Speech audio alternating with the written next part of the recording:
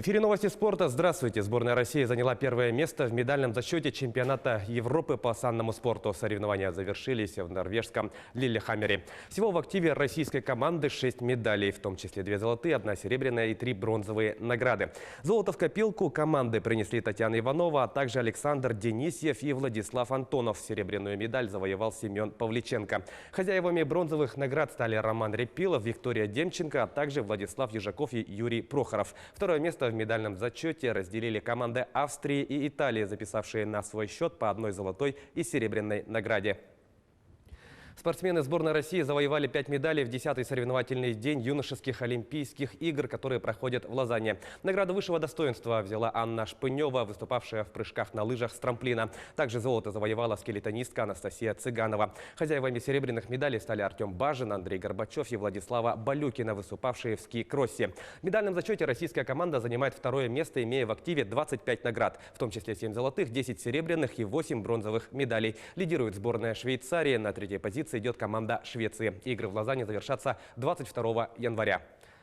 Сборная дивизиона Боброва победила команду дивизиона Тарасова по буллитам со счетом 7-6 в финале матча звезд континентальной хоккейной лиги. Основное время завершилось со счетом 6-6. В составе победителей дубль оформил Мика Лехтонен. По одной шайбе забросили Юсо Хетонен, Яков Рылов, Владимир Ткачев и Герман Шапарев. Победный буллит реализовал Лехтонен. За команду дивизиона Тарасова отличились Стефан Дакоста, на его счету дубль, а также Чарльз Гейнуэй, Сергей Шмелев, Александр Семин и Кирилл Капризов, забросившие по одной шайбе. Третье место заняла команда дивизиона Чернышова, победившая в малом финале команду дивизиона Харламова, также по буллитам со счетом 9-8.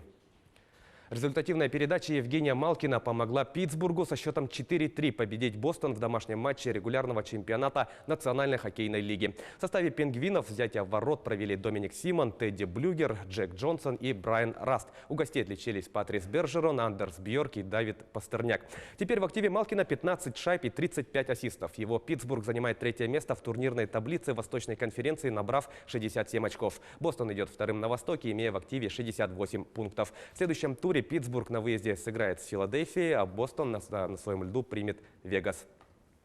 Ливерпуль на своем поле выиграл у Манчестер Юнайтед в матче 23-го тура английской премьер-лиги. Встреча завершилась со счетом 2-0. В составе мерсисайдцев результативными ударами отметились Вирджил ван Дейк и Мохаммед Салах. Для Ливерпуля эта победа стала 150-й под руководством немецкого тренера Юргена Клоппа, который возглавляет команду с октября 2015 года. В текущем сезоне ливерпульская команда продолжает идти без поражений, одержав 21 победу и сыграв 1 ничью. Ливерпуль возглавляет турнирную таблицу, набрав 64 очка. Манчестер Юнайтед идет пятым, имея в активе 34 пункта. В следующем туре подопечные Клоппа в гостях сыграют с Вулверхэмптоном, а манкунианцы дома встретятся с Бернли.